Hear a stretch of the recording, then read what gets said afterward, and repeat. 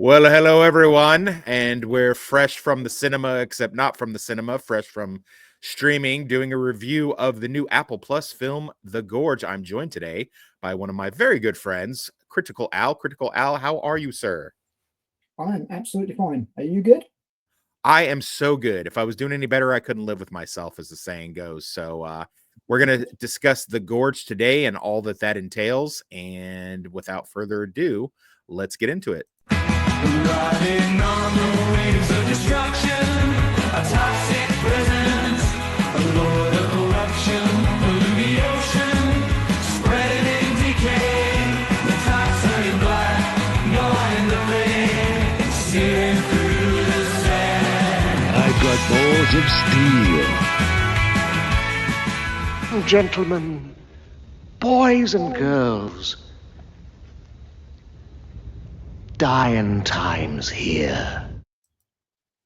All right. And thank you guys again for joining us. And I am going to hand it over to my guest, as I'm a very polite guest, but also because I'm basically just a trained monkey and all I know how to do is run my mouth or push buttons and click stuff. So since this next part's going to involve both, I have brought in somebody that speaks fairly more eloquently than me, being from the UK and all. And Critical Al, would you give us a brief synopsis of this film, please? Yeah, sure. The Gorge is a Apple TV. I would describe it as a romantic sci-fi horror. The plot revolves around two individuals, one from the US, one from Lithuania, both snipers, that are hired to stand guard over the gorge. They are on their own on opposite sides, about 500 foot across from each other in these towers, and communication between them is forbidden. As the film develops, they are forced to go down into the gorge and find out what is down there and what their employers are so desperate to stop from breaking out. The film is just over 2 hours long, and the core of it is these characters. There are some problems with the narrative, in my opinion, but it's an enjoyable time. Obviously, as we're going to be discussing the film in detail, we will be discussing spoilers because there's no other way around this, really. But yeah, I enjoyed it. I had problems with it, but I enjoyed it. You know, it's worth a watch. Definitely worth a watch. All right. How did you get turned on to this movie? What spurred you on to doing this? Was this something from the group? Did you see a preview for it, or what? I'm pretty sure I saw a trailer for this at the cinema. Same. That's weird because yesterday when we discussed this on Outcast Creative, everybody seemed to be no, I didn't see a trailer at the movies. It's for streaming, but I don't know what they do in the UK, but over here they pretty consistently will show trailers for streaming service stuff at the cinema. Yeah. Now they Sometimes don't we'll get them before the main trailers, so it's just like one of the right, normal adverts. But right. bear in That's, mind that that's we also correct. in the UK got Salem's Lot released theatrically, whereas over in the US you guys Oh didn't. yeah, So we okay. do sometimes just get some streaming stuff that does come to the cinemas. And this is one of the ones that I was expecting. So when I saw you guys talking about it on the Nielsen's report, I was like, oh yeah, I remember that film. And I checked it out earlier. Yeah. The trailer looked intriguing. You know, it didn't give away too much like a lot of trailers do. It No, set up not the well, premise. not the cinema. The cinema one did not, but Yeah. as we discussed yesterday on the Outcast Creative, the subsequent trailer that went into more detail. Maybe the first one was a teaser, maybe, and then the second one was a more involved trailer. They definitely go overboard. Basically, what you're seeing on the screen now, minus the sound, of course, is basically some of the trailers and clips that have been running the gamut on social media and things of that Gotcha. nature. And I But hate it when trailers do that because don't you find that quite often you're in from the first trailer? it's a double-edged sword, isn't it? Because it's like some people will see a trailer that doesn't give very much away or doesn't really allude to anything, and all they do is scream and cry. And then there's the trailers that have like double wide trailer, as I like to call them, where they have a trailer before the trailer that tells you're about to watch a trailer, Yeah.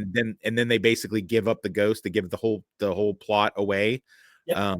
So I I'm call it the thinking betrayer because it just betrays a the plot of the betrailer. movie. Ah, The betrayer, yeah. you heard it here first, folks. The betrailer. That's what we call a trailer that gives too much information away in the previews. That is coined by Critical Al, and first appearance is on my show. So I did a yeah. video about it ages ago. It's on my Oh, channel. did you?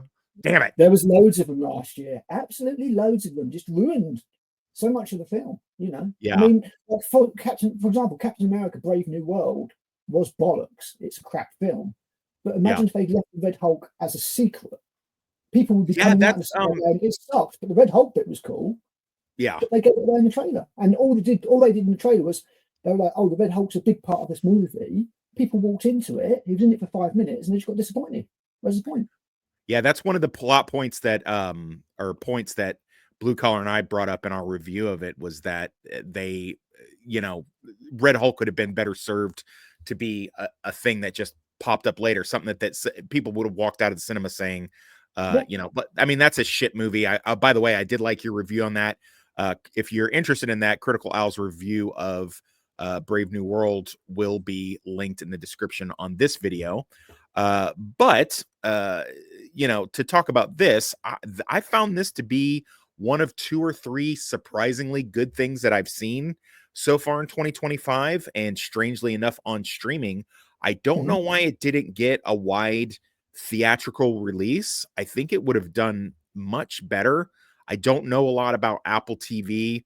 I think they're one of the streaming services that is currently kind of struggling a little bit, because they don't, unlike Netflix, Paramount Plus, Hulu, and a couple of the other HBO Max, they kind of don't have a flagship set of films or a flagship show that they, I mean, they have I think they have that one comedy drama with Harrison Ford, Shrinking, with the guy from Forgetting Sarah Marshall. That's pretty good. But other than that, I'd be hard pressed if you put a gun to my head. I don't know, besides this, what I could say. Oh, Apple Plus has yada yada yada, and then the only one I can think of is Isaac Asimov's Foundation, and I don't think that was. Yeah, I've never heard of it. Well I've never heard of it. But yeah, to the end of, you know, as far as this, I felt like when I saw the trailer and a little bit more exposition. So Miles Teller is a former Marine. We don't say ex-Marine. He's a former Marine. He's now a contractor. He's you know, been kind of benched a little bit, which does happen in contract work. It happens in military work as well. But he's sort of been benched, and one of the things that's going on with him, maybe his last mission went bad, or someone that took a look at him after his last mission thought he wasn't fit for duty anymore, and he's been brought in on this kind of mysterious mission from a mysterious company, somewhat helmed by Sigourney Weaver's character. It was nice to see her again. Yeah, for a while, but she's kind of playing the same role that she played in Cabin in the Woods. Yes, so she's kind of been relegated to that kind of thing. She's very similar to Cabin in the Woods and the Defenders, kind of the same role. I was going to say the Defenders, the CEO role. Yeah, CEO, megalomaniacal. Seems to be what she gets these days. Wasn't she? She even did the same in that Paul film, didn't she, with Nick Frost and Simon Pegg? I think she was a CIA agent or FBI. Well, to be fair, yeah. I mean, honestly, to be fair, I didn't actually see that one. So, you know, as far as that goes, I'll have to. It's funny. It's no Hot Fuzz, but it's funny. Yeah, I mean, not really much is going to be fair. So no. Hot Fuzz is don't say to be fair. Hate when people say to be fair. Oh, to be fair. To be fair. To be fair. To be fair. To be fair. To be fair. Oh, to be fair. To be fair. To be fair. To be fair. Okay. I'm triggered that they've all got better voices than me. But yeah, and then conversely, towards the plot, conversely, Anya Taylor-Joy's character, some sort of I guess she's not Russian, maybe Yugoslavian. No, oh, is she Lithuanian? Okay, thank you. Yeah, she's a little bit there. She's a Lithuanian spook, but it kind of seems like she's also doing contract work. And when I say contract work, to the uninitiated, contractors are in the military are what you guys watching 80s action movies would call mercenaries. Hmm. So, you know, basically ex-military types hired out for money. Yeah, she starts out the film assassinating somebody, doesn't she? She does. And Nice she little bit of keeps exposition the backstory rifle with shell, her. I'm sorry? the spent shell. Yeah, the spent shell thing. I guess there's Mhm. a thing. She meets up with her dad, who is also ex KGB spook, and they have a nice little sweet thing going on where, you know, he plays music for her and tells her it's okay to be killing people for money, and takes the spent shell casings as a way of, I don't know, cathartically removing the guilt of Yeah, killing that's people that's for. what I got from it. That he was basically she was transferring Yeah. the wages of sin, the burden Ooh, well onto said. him. Wages of sin. I like that. But yeah, no. So that's what's going on with her. Miles Teller's character kind of just looking for a second chance, you know, getting Mm, back into the action, into the game. And this is kind of his shot. They do a big exposition dump with an ex British sniper at the yeah. outset of the film. And then, as Critical Al was so kind to say, spoiler alert, once he's relieved of his tour of duty, the British sniper gets shut down and killed upon his extraction. So, kind of Mm, foreboding and telling us that, you know, this is like a suicide mission type thing that they're doing. You know, they're each on one side of the gourd, her being on the east, the American being on the west. See what I did there? And over that, they're not supposed to communicate with the opposite party on either side. So, kind of think anyone familiar with the military, you know, the walls over in the DMZ at any place that you were in a DMZ. Me personally, I was at Guantanamo Bay in Cuba.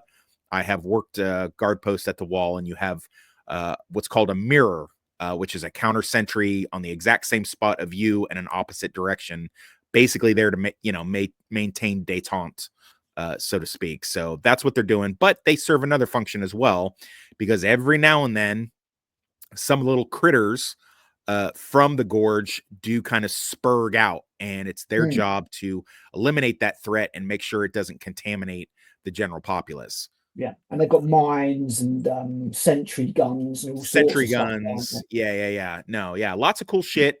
They're Mm, well trained, but you know, it's not a thing that you could see why it answers the question fairly early, and I do appreciate that, of why, you know, two things. Well, one, they answer the question early, one later. The first question early on is what, you know, anyone today would probably be thinking is, why not just send drones down there? Well, they do send drones down there, but unfortunately, for that close quarter action and for very specific stuff, and for the reason that some of these critters that are trying to escape, later to be labeled the Hollow Men from the T.S. Eliot poem, mhm. when they try to escape, you know, it needs an actual operator on the Yeah, miniguns, on a sniper rifle, things like that. So that's good. I like that they explain that. It's pretty smart in that way. Um, I I'm gonna go with all the good stuff, and then I'll hint on the bad, and then I'll kind of give it a compliment sandwich and round up. hot There little shit is, sandwich, huh?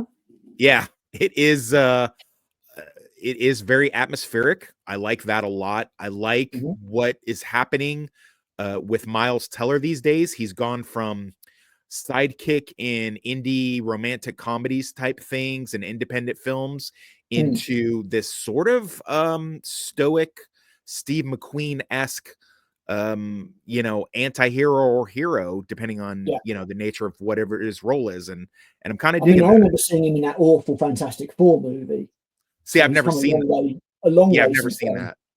It's bad. It's so bad. I Don't bother. trust you. No, I trust you. You didn't see Top Gun Maverick. Oh, I love Top Gun Maverick. He was great in that. Oh, well, he's in that as well. Very good, very good. But That was where I think he really started to shine as an actor. I've not actually seen Whiplash.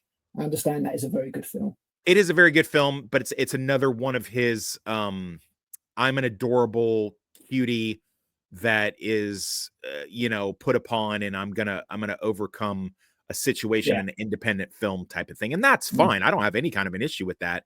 But this other thing that he's sort of morphed himself into, this you know, man of few words, man of action type thing. stoic. It's stoic. I'm digging it. I'm digging it Mm, a lot. I like what they're doing. Anna Taylor Joy. I've only liked her in a couple things. I know she's like the new it girl. mm. you know, she's like the white Zendaya. But I've you know, I But didn't she's watch got it. talent. That's the difference. Yeah, I did like the New Mutants. Not a lot of people did, but I did find it to be enjoyable for what it was. Hmm. And she was, in my opinion, the best thing in it.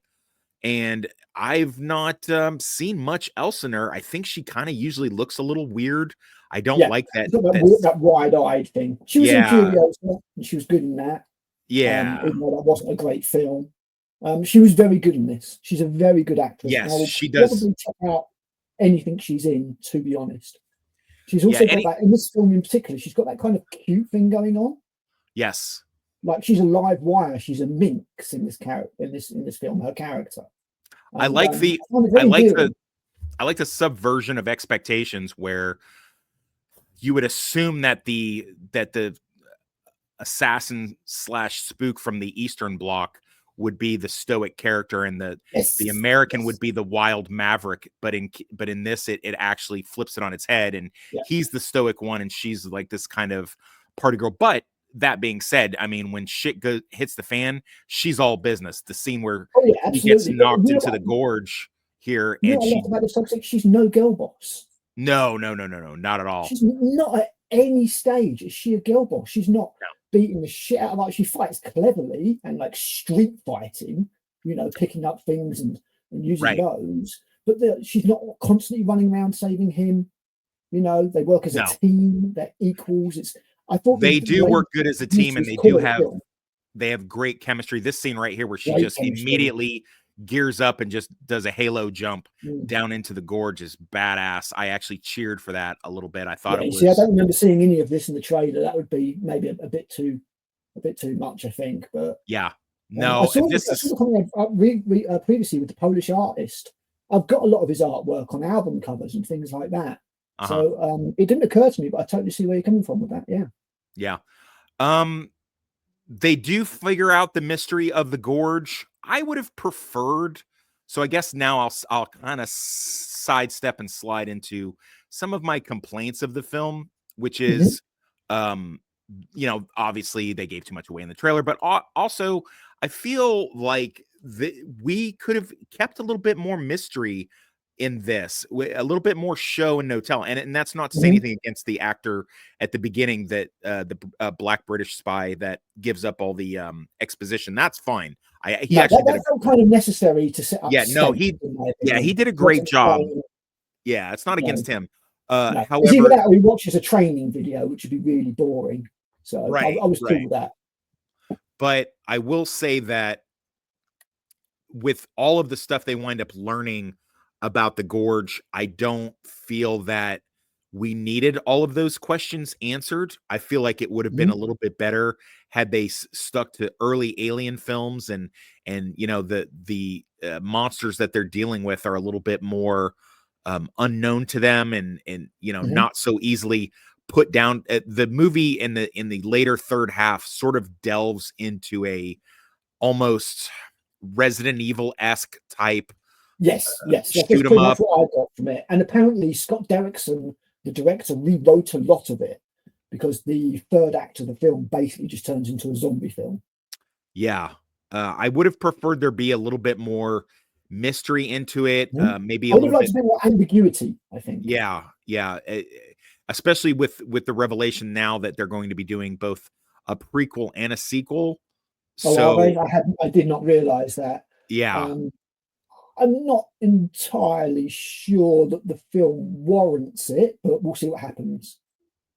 Well, like I said, had they done something along the lines of, you know, I mean, certainly I don't mind them fighting off the monsters and things like that. You I have find no out too issue. much about them, way too Yeah, much. it's just yeah, it's too well lit, and it's too Mhm. much knowledge of all of what these things are. You know, Yeah, maybe if they delved a little bit more into the supernatural and less into the scientific, yeah. I you would know, like a bit more horror about it, I think. yeah. I don't know that I yeah, I don't know that I really dig that very much. I kind of was hoping, especially with some of the dialogue alludes to the fact that they might be guarding the gateway to hell. I think they should have leaned into that a Mhm. little bit more, as Yeah. opposed to some sort of radiation fallout zombie experiment, which is Yeah, I mean, basically going with full spoilers, basically, there was a team down there developing chemical weapons in World War II, and it all went a bit tits up, and they got infected and started turning into some kind of weird plant human hybrid thing. I yeah, mean, like at least it wasn't basically aliens, I guess it's like an called. evil, yeah, basically like an evil dark version of Avatar, basically. Yeah, yeah. It's and this is one of the problems that I had with the film personally is the fact that, as you know, down there is no sunlight. Right. Now I remember, even though school was like 30 odd years ago, Yeah. plants need sunlight for energy. It's called photosynthesis. Uh-huh. So how the fucking got these plants going everywhere? Yeah, I don't know. Don't make The any fucking magic sense. the magic of movie making and chemicals, and because the plot needs to happen, I Yeah. guess would And be. I liked some of the like the bit where he falls down that tree and then it's all adhesive on him. And it's got like Yes. a this fly trap that sort of comes around him and everything like that. Oh, but that was some kind of cool stuff. And I like the bloody plant aspect of it. But when you see some of the other stuff, it starts getting a little bit comic booky, a little bit. The way I'll describe it is a little bit sort of Pirates of the Caribbean, where you've got the pirates that are like melded with fish and Yes. sharks and things. Yes. And Yeah. it went a little bit like that, and I was like, yeah. Yeah. And then they've got the sequence when they're going through that facility, and there's all these glowing weird strands of baby plant people all over them and stuff. And I was like, hang on, what's it swerved a little bit for me. But the No, core, it the did. core relationship of it kept me invested. I was invested all the way through. I mean, there wasn't one stage I was like, oh, fuck, I'm bored. Right, right. Yeah, no, I wasn't looking at my phone. I wasn't dicking around with TikTok or my books or anything like that. I definitely was invested in it. I definitely, and you know what? What's actually strange, and I thought this was going to put me off, but it didn't. And I'll get your opinion on it as well. I actually was kind of, sort of invested in the kind of, and don't come at me, but like the romance thing going on. I thought they had good chemistry, and I actually cared about the little romantic thing. Yep, I thought it was the core of the film. Gay! Yeah, totally gay, totally gay. No, I thought it was the core of the film. I thought they had great chemistry. I thought the Miles Teller character Levi was maybe a little bit passive for an ex-military guy. I would expect him to be a little bit more authoritarian, maybe having that military Yeah, discipline. like I said, I've said this in other streams and things like that. So I was in Iraq for a few years. One of the people that I met, who I didn't know was famous at the time, but I did meet him, was Chris Kyle, the Navy SEAL that was American Oh, Sniper. Sniper, isn't it? Yeah. Yeah. And they tend to be those guys. They tend to be they're not like gregarious assholes like guys like me who are ex, paratroopers and ex security type people who are, used to engaging with the public and dealing with people and putting cuffs on people and shooting people. They're more, they're detached, they stand alone. So I guess you need that mindset when you're lone operative a lot of the time and stuff like that. So I found him to be pretty realistic. I like the establishing. I like the establishing of early on when he meets a higher ranking Marine, make sure that he salutes him, and that she like, oh, you're not in uniform anymore. Why are you saluting him? He's like, oh, it's just respect. And I like that. And he's clever. He's clever enough. He likes to read. He likes to write, and he's clever enough to kind of understand right away that although this mission may give him his way back into the contracting field and back into action, which is kind of the only thing that he knows, he's also aware enough to know that there's something maybe probably shady going on with the fact that this lady can control a room so much that she can give a quick command to a high-ranking Marine officer and It make was a him leave the colonel, room. wasn't it? She just snapped straight. But he even comments on it. He said, like, it must be some high-ranking spook. Right. And we find out in the end she's the CEO of a big private company. But we find out, well, that's true, but we also find out pretty early that, with the death of the person that he is relieving, I mean, it kind of telegraphs it a little bit, just due to the fact that I would have done that scene differently. I don't know about you. I would have, although it is shocking in its nature, and it's a well done scene when he exfils, gets on the helicopter, and fast ropes out of there, and the guy just hey, thank you for your service, boom, and shoots him and drops him in the gorge.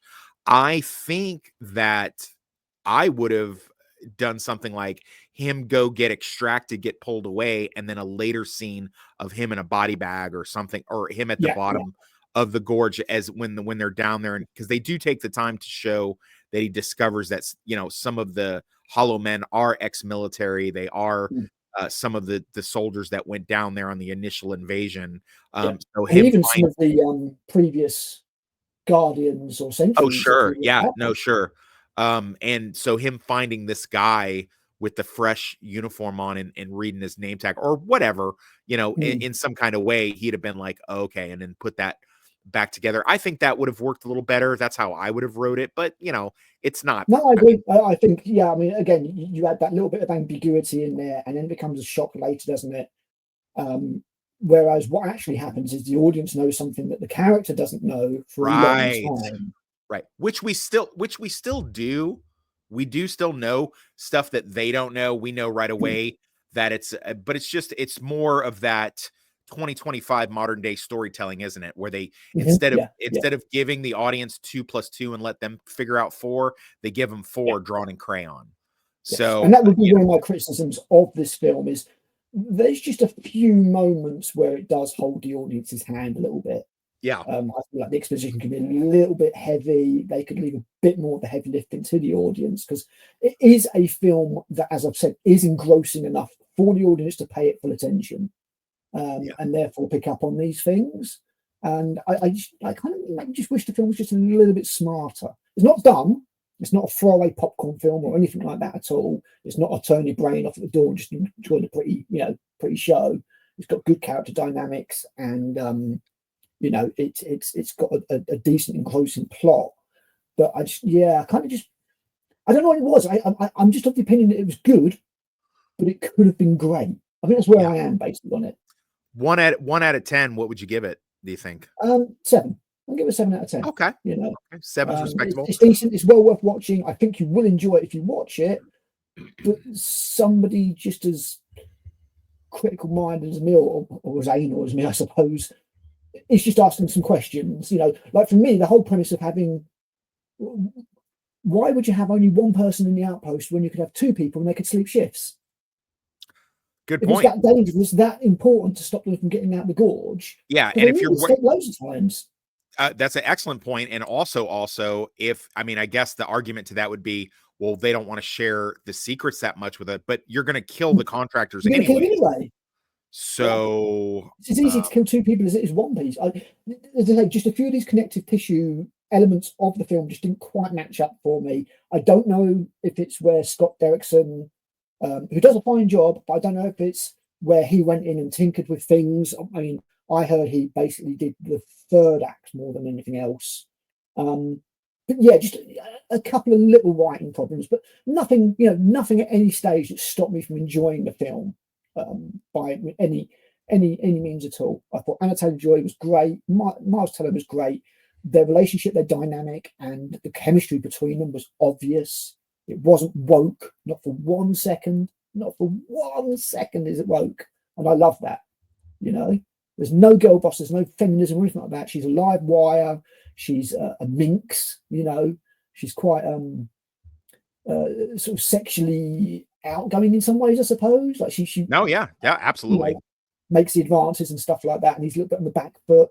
But I certainly don't consider anything like that to be woke. I found it really refreshing to just see a nice. At the end of the day, even though I'm a cynical Brit and a bit of an arsehole, I am a sucker for a good love story, and I think this is a pretty decent one. Okay. Well, fair enough. I also enjoyed it, and I think that there is some possibility of a good sequel prequel thing if that's what they've got. If that's what they got in mind. So, I don't know. I would probably give it. Chronicle Al. Sorry about that. Chronicle Critical. Sorry, I did this on the fly. Good Critical lord. Owl gave it a 7 out of 10, and I should have asked you ahead of time what your rating out of 10 would be, and I would have had this ready. I And cannot Lord, possibly comment on an American's literacy, surely. but you do have top billing, so you need to do that. Well, yes. And I'll give it an 8 out of 10. I found it Mhm. to be very enjoyable, and the main thing is I just kind of found it to be just refreshing. It's Mhm. not a reboot. It's not a story based on a something. It's not a it's not, like you said, it's not woke. It's not silly. It's not preachy. It's just like a little sci-fi action thingy. Is it as good as the early aughts sci-fi stuff like Serenity or Pitch Black or something like that? No, it is not. It's not even in that league. That being said, it's definitely something that I would say, if you've got the means to do it, I would definitely not say go out and get Apple Plus. I'm not saying you shouldn't do that, but No. at the same time, it's not like now, wink wink nudge nudge. If you did an Apple Plus free preview or something like that, then by all means, if this was in the theater, I would certainly suggest going to see it. But with it being on this niche streaming platform, Mm. it's a little bit more difficult. If you have other means to watch it, I would certainly encourage you to do so. And if you have Apple Plus, pop it in your queue. Although Mhm. I would be shocked if someone who has Apple Plus, this wasn't like all over their preview stuff. I know when I have a streaming Yeah. service, they flush it down your neck hardcore. Mhm. So but yeah, I mean, it's definitely worth it. Mhm.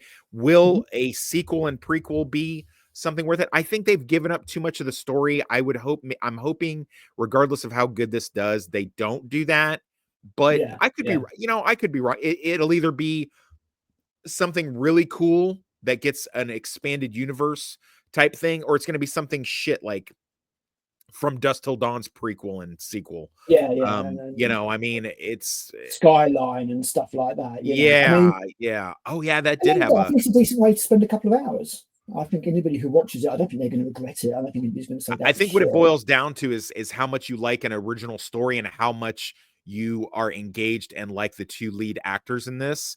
Mhm. If Yeah. either one of those things is your raison d'etre or your cup of tea, then I definitely think you'll have a good time. If you don't like either one of these actors, you should probably go ahead and give it a Yes. pass. Yeah. But Yeah. Definitely. If you don't like yeah. Anna Taylor-Joy, don't watch it because Yeah, you're because she's heavy into it. yeah. Yeah. Yeah, so leave us a like, a comment, and subscribe. Please, the link to Critical Owl's channel will be in the description of this video. Please give him a follow if you have not done so already. He's got some great content up, great movie reviews, collabed with me more than a couple times, and always been an enjoyable experience. And on that note, thank you for joining me. Critical Owl, do you have anything that you would like to plug right now, sir? I have just released my 10 Reasons Why Brave New World Sucks Okay. video. I'm constantly working on stuff. I've got a script in the works for defending David Lynch's Dune, various reviews in the works. Yeah, I'm always doing this stuff. Just keep an eye on my channel and stuff will pop up from time to time. All right. But thanks for having me on, dude. It's been good to chat the film, and I love, and again, gay. I love these facts that you put across the bottom, man. I mean, Oh reading yeah. those as they come up, like was it Darcy being Lithuania for courage? Never will Yes. know. That's really Yes. cool. Yeah, Eagle Eye. Yeah. Yeah, I like it. I like to put a little extra trivia with the film if I can, and if I've got time Mhm. and stuff like that. And it was all spelled Speaking, correctly as well. I mean, yeah, yeah. Speaking of, thank you. Well, because I copy and pasted those. it's almost like you're an author or something. Speaking of trivia and shameful plugging, my novel Slapdash is still available on Amazon. Kindle Unlimited for free, Kindle for $3 to purchase, or hard paperback, which is the large paperback version of it. That is available for $15 if you live in the United States, anywhere in the United States.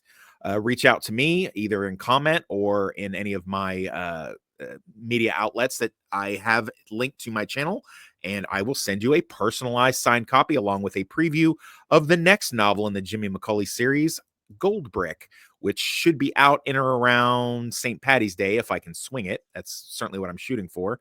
It's a Kansas City crime novel with lots of sex and violence, and that's really all you need to know as far as that That's not a goes. warning, that's a promise. Yep, there it is. It makes a great tabletop read or a toilet read. I am not familiar with Kindle myself. I don't use Kindle, but I've been told that it looks pretty good on the Amazon Kindle. Unfortunately, I cannot sign an Amazon Kindle for you. So, if you'd like to reach out to me, these links, both my business link and my personal email, will be in the description of this video as well, along with the other things that I mentioned. And without further ado, I think we're going to go ahead and say goodbye for now. A pretty good review of The Gorge. It is available now on Apple and other sources that you may or may not be able to find. I think you can also purchase it off of Amazon as well. A little shout out to Amazon. And until next time, stay toxic, everybody.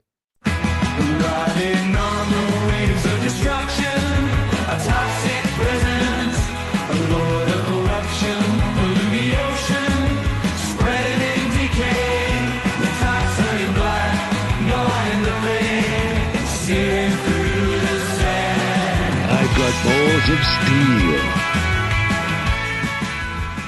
Him? Yes? And I stabbed him 37 times in the chest. Carl, that kills people! Oh!